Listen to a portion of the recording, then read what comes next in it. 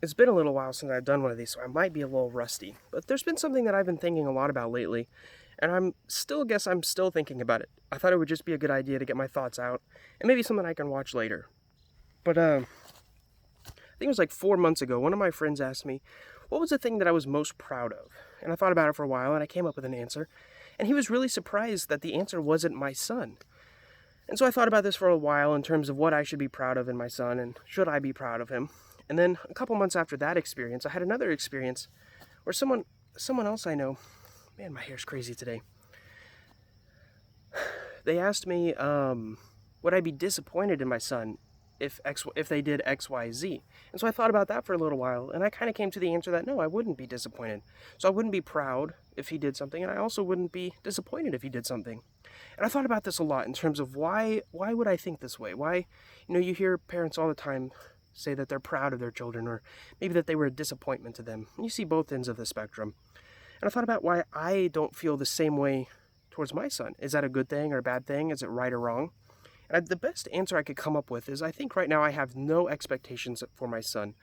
I don't have any good expectations nor any bad expectations. I don't really expect him to be anything. And I don't know if, like I said, I don't know if that's a good thing or a bad thing, if it's right or wrong, but it's just something I've noticed and I thought I wanted to kind of document here.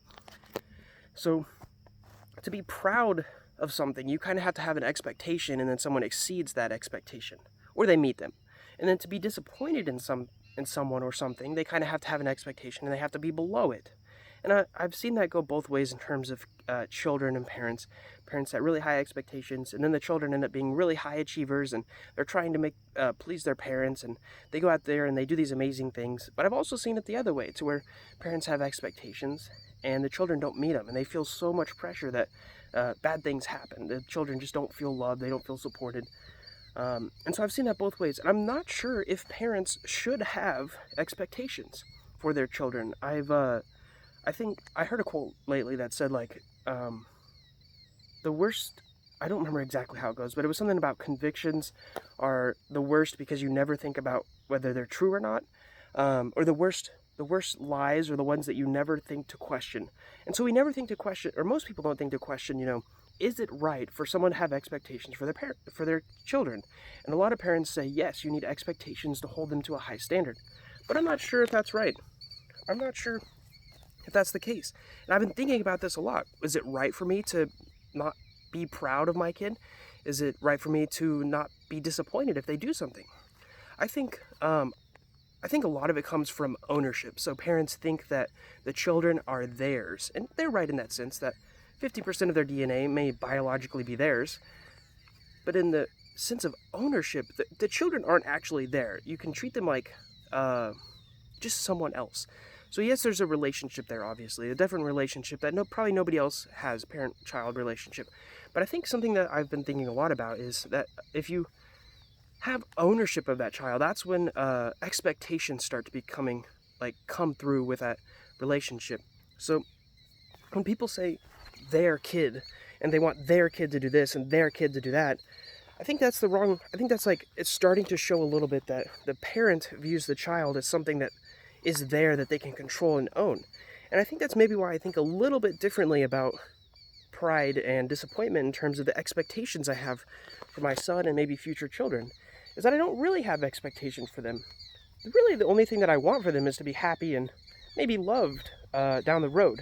Other than that, I don't really have any expectations. I don't have an expectation of them to go out there and do an amazing thing, but I also don't have really an expectation for them not to be a horrible person and do bad things. I would maybe rather not them go down that path. In fact, if they do, I would spend a lot of time thinking myself as a parent, what did I do wrong? But I certainly wouldn't be disappointed in them for that, because that's the path that they chose, especially if they're over the age of 18. I put them on the path that I thought may have been best for them. I gave them the tools that hopefully they are able to use to find a happy life and maybe find some love in their life. But I wouldn't be disappointed if I set them on the right path and then something bad happens afterwards, because all the actions that I took were hopefully beneficial for my child. There again, see, I said my child.